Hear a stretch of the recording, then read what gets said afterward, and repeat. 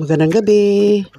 Gagawa tayo ng mango float. Ito, hinihiwa ko na yung mangga, guys. Kakaiba rito yung mangga sa Amerika. Medyo ano siya pero matamis na. Ayan. At pinalo na minikos-mikos na. Lalagyan na natin ng gatas, condensed milk. Ganito kalaki. Isa lang ang ginawa namin ito. Yan yung isang pirasong mangga. Dami na rin. At ayan, nag-start na tayo ng paglagay sa dalawang layer lang yan, guys. Tapos dalawang klase lang yung dalawang piraso na nilulutuin. Para lang dito yan sa bahay, pang merienda. Ayan, malapit na matapos, guys. Masarap ito, hindi masyadong matamis. Yan, gustong-gusto ng mga apo ko yan, guys. Kaya, request pag may time.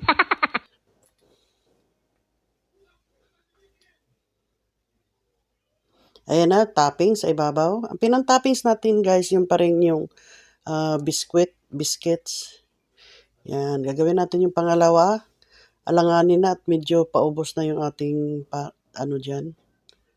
Ayan, natapos din.